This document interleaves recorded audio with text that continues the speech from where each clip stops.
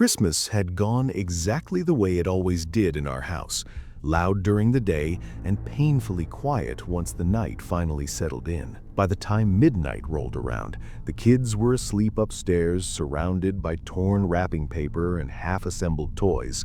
My wife had dozed off on the couch with a blanket pulled up to her chin, and I was still awake, enjoying the rare calm that comes after a long holiday. The house smelled like pine needles and cold air every time the heater kicked on. Outside, the neighborhood was buried in snow so thick it swallowed sound completely. No cars passed, no footsteps echoed, and even the wind felt like it had decided to take the night off. That was why the sound caught my attention immediately. It was a soft knock, almost polite, like someone testing the door with their knuckles instead of actually trying to get inside. 3 light taps, evenly spaced. Not loud enough to wake the kids, but clear enough that there was no mistaking it for the house settling or ice shifting on the roof. I sat up straight, heart rate ticking up as I listened for it again. Nothing followed. I waited a full minute before standing and walking toward the front door, my bare feet cold against the hardwood floor. I checked the peephole first out of habit, expecting to see an empty porch or maybe one of the neighbor kids playing a stupid prank. There was no one there. I unlocked the door and pulled it open just a few inches, letting a blade of cold air slice into the warmth of the house. The porch light cast its usual yellow glow over untouched snow and a set of steps that looked exactly the way they had all evening. No footprints, no movement, no sign that anyone had been there at all. I closed the door and locked it again, telling myself it was probably just the wind or the contraction of wood in the cold. I turned off the porch light and went back to the living room, settling into the recliner and forcing myself to relax. 10 minutes later, the knocking came again. This time, it was slower, deliberate. 3 taps that felt heavier somehow, closer. My wife stirred on the couch, mumbling my name, and I told her quietly that it was nothing, that I'd check it. I didn't open the door this time. Instead, I grabbed my phone and pulled up the live feed from our porch camera. We'd installed it the previous year after a string of break-ins nearby, and until that night, it had only ever shown delivery drivers and the occasional stray cat. The image loaded, grainy and slightly delayed. At first, I thought the camera had frozen. Someone was standing directly in front of the door, so close that their body filled most of the frame. They were facing straight ahead, head slightly tilted downward, arms hanging at their sides. The porch light was off, but the camera's night vision cast everything in a pale, sickly gray. The thing that made my stomach drop was how still they were. They weren't swaying or shifting their weight. Their chest wasn't rising. Snowflakes drifted past them and settled on their shoulders, yet they didn't brush them away. It looked less like a person waiting in a door and more like a mannequin that had been placed there on purpose. I checked the timestamp in the corner of the screen. Live feed. I zoomed in until the image started to pixelate. The face was partially obscured by a hood or maybe just shadow, but I could make out the outline of a nose and a mouth stretched into something that might have been a smile or might have been nothing at all. I whispered my wife's name, and she sat up, rubbing sleep from her eyes as I handed her the phone. The color drained from her face almost immediately. She asked how long they'd been there, and when I told her I didn't know, she suggested calling the police. Before we did, we waited. We stood there in the dark living room watching the feed together, neither of us saying a word. Minutes passed, then more. The figure didn't move. At one point, I muted the audio and tapped the front door from the inside. The sound was dull and hollow, but the person outside didn't react. They didn't flinch or step back or even lift their head. That was when the knocking started again, slow and careful, coming from just inches away from the wood separating us. The camera shook slightly with each tap, but the figure itself remained eerily motionless. We called the police after that. The dispatcher stayed on the line while we waited, her voice calm and steady as she asked questions and told us officers were on the way. I kept my eyes on the phone the entire time, afraid that the second I looked away, the figure would be gone, or worse, somehow inside. An hour passed, then another. The person never moved. At around 3 in the morning, the first patrol car pulled onto our street, its headlights cutting through the snow like a knife. Red and blue lights flashed silently against the houses as the officers stepped out and approached our porch. The moment one of them reached the bottom step, the live feed glitched. The screen flickered, filled with static for half a second, then stabilized again. The porch light was off, but the camera's night vision cast everything in a pale, sickly gray. The thing that made my stomach drop was how empty it was. The officers searched the area for nearly an hour. They found no footprints leading away from the house, no disturbed snow, and no explanation for where someone standing that close to the door could have gone without leaving a single trace. One of them suggested it might have been a camera malfunction or a shadow cast at the wrong angle. Neither of them could explain the knocking. We didn't sleep for the rest of the night. In the morning, I reviewed the recorded footage frame by frame. According to the timestamp, the figure appeared at exactly 12:17 a.m. and vanished at 3:29 a.m., just seconds before the patrol car arrived. For over 3 hours, it stood there without moving. We moved a few months later. New house, new neighborhood, new security system. I still check the porch camera every night before bed, especially during the winter, because sometimes, when the snow is falling just right and the street is quiet enough, the feed lags for a second longer than it should, and for a brief moment, I swear I can see a shape standing too close to the door, waiting for someone inside to knock back.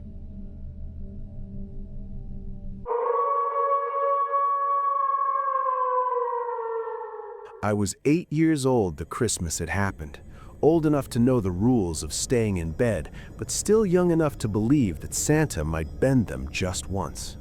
Our house was quiet in that heavy way it gets after midnight on winter nights, when the heater hums softly and the walls creak as if they're settling into sleep with you. I remember waking suddenly, not from a sound, but from that strange feeling you get when you know you're not alone, even before you open your eyes. The room was dim, lit only by the orange glow of the streetlight leaking through the curtains. At the foot of my bed stood Santa Claus. He was tall, much taller than my dad, his red suit darkened by shadow and his white beard hanging stiffly over his chest. His boots were planted side by side, perfectly straight, and his gloved hands rested at his sides. For a moment, I felt a burst of excitement so strong it made my chest ache. I wanted to sit up, to whisper his name, but something about him felt wrong in a way I couldn't explain. I lay there watching him, waiting for the gentle rise and fall of his chest, waiting for a wink or a nod or any sign that he was real and warm and alive. The seconds stretched on, then the minutes, and he didn't move at all. His beard didn't sway, his shoulders didn't shift, and his eyes stayed locked on me, wide and glassy. I realized then that I couldn't hear him breathing. In a quiet room like that, I should have heard something, even through the soft rustle of the blankets, but there was nothing. The longer I stared, the colder the room seemed to get. My skin prickled under the covers, and I pulled them up to my chin, trying to convince myself it was just my dad playing a joke, standing there to make sure I stayed in bed. But my dad snored loudly, the kind of snore that rattled the hallway, and I couldn't hear it now. The Santa at my bed didn't even blink, not once, and his eyes looked too dark, like holes cut into his face rather than something that could see. I tried to move, just a little, to test if I was dreaming. My toes curled under the blanket, and the fabric shifted with a soft whisper. Santa didn't react. I swallowed hard and whispered, "Santa." The word came out thin and shaky, barely louder than my breath. He didn't answer, didn't tilt his head or smile. He just stood there, staring, as if he was waiting for something. That was when I noticed the smell. It wasn't the warm, sweet smell of cookies or pine needles from the tree downstairs. It was damp and metallic, like wet wool left out in the cold, mixed with something older and sour. My stomach twisted, and I felt tears well up in my eyes. I wanted to scream for my parents, but a deep fear settled in my chest, telling me that making noise would somehow make things worse. I squeezed my eyes shut, counting silently the way my mom had taught me when I was scared of thunderstorms. 1, 2, 3, all the way to 20. When I opened them again, Santa was still there, exactly the same, his shadow stretching toward me across the carpet. My heart pounded so hard it hurt, and I could feel my pulse in my ears, loud enough that I wondered if he could hear it too. I forced myself to look closer, and that's when I saw that his boots were wet. Dark patches spread beneath them on the carpet, as if snow was melting off, but it was too cold outside for that. A thin line of water crept slowly toward my bed, glistening faintly in the light. I followed it with my eyes, terrified, and realized it wasn't just water. There were faint smudges, like something had been dragged in from the yard. Finally, I couldn't take it anymore. I threw the covers off and bolted upright, screaming for my parents with everything I had. The moment I sat up, the room felt different, lighter somehow, and the smell vanished. My parents came running, flipping on the light as they burst into my room. The brightness made me squeeze my eyes shut, and when I looked again, Santa was gone. There was no one at the foot of my bed, no wet carpet, no footprints, nothing out of place, except for me shaking and crying in the middle of the room. My parents checked every corner of the house, every door and window, and found nothing. They told me it was a nightmare, that I'd just been dreaming, and eventually I believed them, or at least pretended to. Years passed, and I tried not to think about that night. But every Christmas I still feel a knot of dread when I wake up in the dark. Last year, while visiting my parents, I was helping my dad clean out the attic when I found an old box labeled Christmas. Inside were decorations I hadn't seen in years, and at the bottom, wrapped in yellowed tissue paper, was a Santa suit. The fabric was stiff and smelled faintly of damp wool and rust. I asked my dad why it was there, and he looked confused. He told me they'd never owned a Santa suit, that neither of them had ever dressed up for Christmas. As we put the box back, I noticed something that made my blood run cold. On the boots, dried into the soles, were dark stains, shaped like long, uneven footprints, as if someone had worn them in from the snow and never taken them on.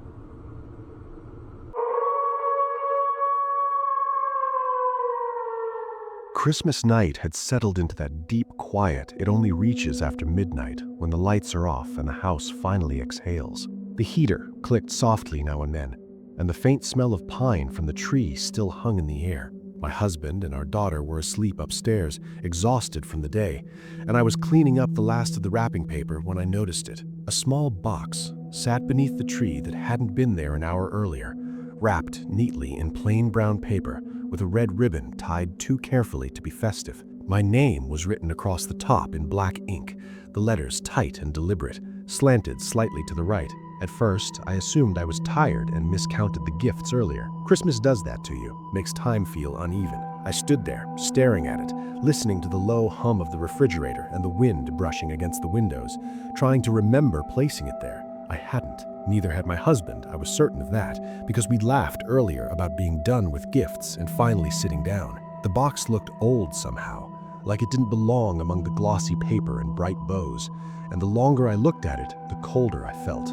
I crouched down and touched the ribbon, expecting dust or the roughness of age, but it was smooth and cool beneath my fingers. The smell smelled faintly of damp cardboard and something else I couldn't place, something metallic and sour that made my stomach tighten. I almost left it there, almost convinced myself to go upstairs and deal with it in the morning, but curiosity mixed with a growing dread kept me rooted in place. I carried it to the couch and sat down, my heart beating hard enough that I could feel it in my throat.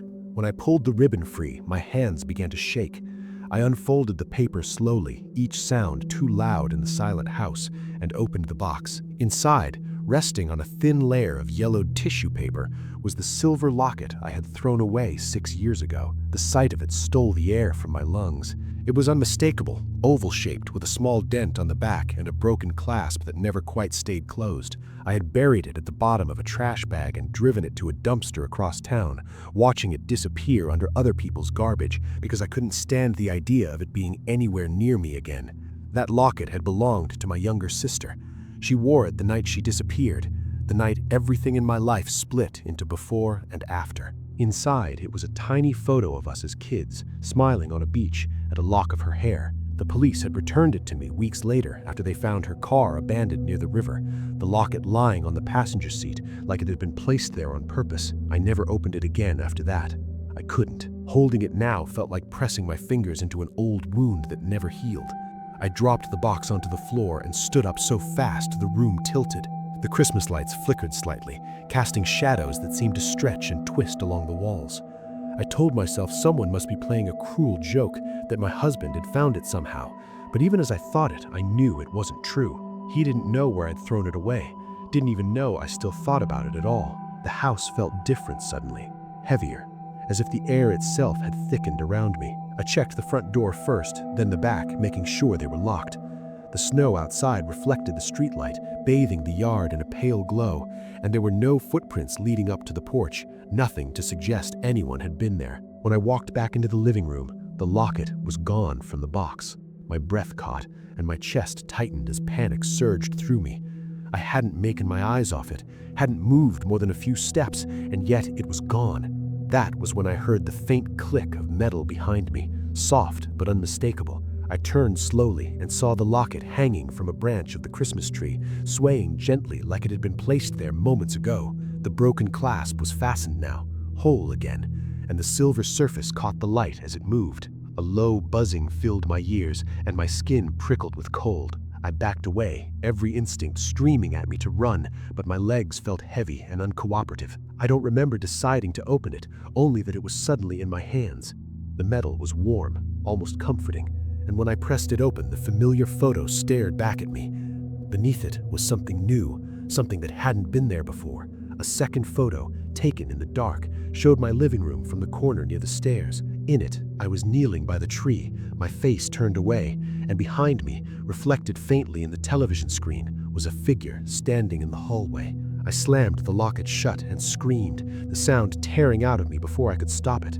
Lights snapped on upstairs, and I heard my husband calling my name, his footsteps pounding down the stairs. When he reached me, I was shaking uncontrollably, the locket clutched so tightly in my palm that the edges dug into my palm. I tried to explain, words tumbling over each other, but when I showed him the tree, the branch was empty. The locket lay closed on the floor at my feet, dull and lifeless, the clasp broken once more. We searched the house together, every room, every closet, but found nothing out of place. He told me it must have been a bad dream, exhaustion and old grief playing tricks on my mind, and I wanted to believe him. I wanted to believe that more than anything. We put the locket back in the box and shoved it into the garage, and for a while, life returned to something like normal.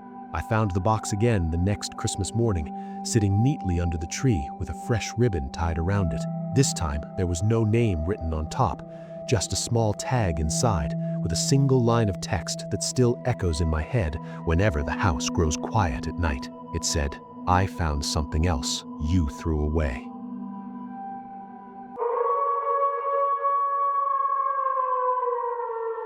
I lived alone on a quiet suburban street where Christmas usually passed without much excitement, just a few porch lights blinking and the distant sound of someone else's television through closed windows. That year, Christmas Eve had been unusually cold, even for December, and by the time night settled in, the street was buried under a thick, untouched layer of snow that reflected the orange glow of the street lamps. I remember feeling an odd sense of isolation as I locked the front door, pulled the curtains halfway closed, and settled into the living room with a mug of coffee that kept going cold in my hands. Sometime after midnight, I glanced out the front window, mostly out of boredom, and that's when I noticed the snowman across the street. It stood on the Johnsons' lawn, directly under the streetlight, tall and lopsided, with stick arms and a crooked scarf. I assumed it was something their kids had built earlier in the evening before they left to visit relatives. There was nothing strange about it at first, but something about the way it faced my house bothered me, as if it had been positioned deliberately to look straight at my window.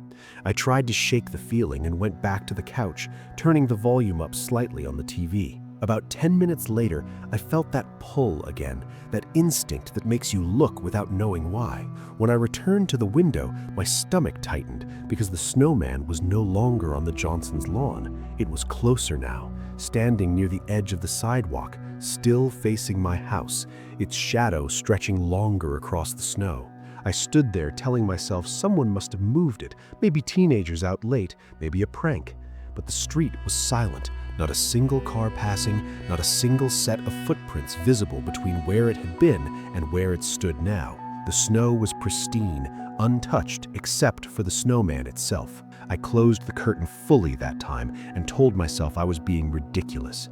The house felt colder after that, not physically, but in the way sound seemed to disappear. The ticking of the wall clock grew louder each second, and every small creak of the house made my shoulders tense. I told myself I wouldn't look again, but curiosity and dread have a way of working together, and eventually I gave in. The snowman was at the end of my driveway. I felt my heartbeat in my ears as I stared through the glass, barely breathing. It was close enough now that I could see details I hadn't noticed before. The uneven stones pressed into its face, the way the mouth curved slightly upward, not quite a smile, but not neutral either. The scarf hung lower now, brushing the snow as if it had shifted while moving. I checked the time, just after 12:30 a.m. I stepped back from the window and locked it, even though I knew it had already been locked. My hands were shaking as I grabbed my phone, debating whether calling someone would make this feel more real or more insane. Before I could decide, there was a sound that cut through the silence, a soft, wet scraping noise from the front porch. I didn't look right away. I stood frozen, listening as the sound stopped, then started again, slower, heavier, like something being dragged across wood. When I finally forced myself to move, I didn't go to the window. Instead, I crept toward the front door, careful not to make a sound. The porch light was off, and I didn't want to turn it on, afraid of what I might see through the peephole. I didn't have to look. There were wet footprints leading away from the door. They weren't human footprints, at least not entirely. They were wide, uneven, melting at the edges, with slush pooling in the grooves, as if whatever made them was losing its shape as it moved. The prints led from the threshold into my living room, disappearing toward the hallway. Cold air rolled in through the tiny gaps around the door, carrying the smell of wet earth and snow. I locked the deadbolt slowly, quietly, as if whatever was inside might still be listening. My chest felt tight, every breath shallow and sharp. I backed away from the door, step by step, my eyes never leaving the trail on the floor. Each footprint glistened under the dim light, stretching farther than I could see. That's when I heard it. A soft, rhythmic sound, like snow being packed together, followed by a faint, wet drip somewhere deeper in the house. I stood there, unable to move, as the sound grew closer and then stopped completely. The silence that followed was worse than any noise because it felt deliberate, like something was waiting. I don't remember deciding to run, but suddenly I was moving, backing into the kitchen, grabbing the first thing my hand touched, a heavy iron pan. My heart was pounding so hard I thought I might pass out.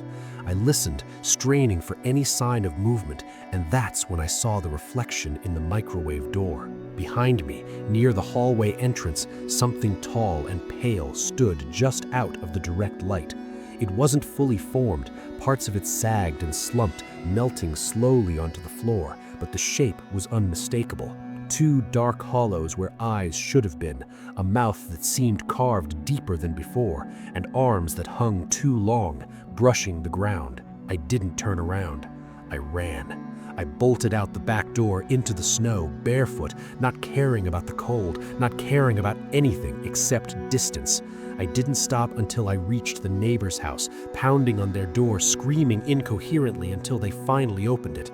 They called the police while I sat shaking on their couch, wrapped in a blanket, unable to explain what I had seen without sounding completely unhinged. When officers checked my house, there was nothing inside. No footprints, no water, no sign of forced entry. The front porch was empty and the snowman was gone.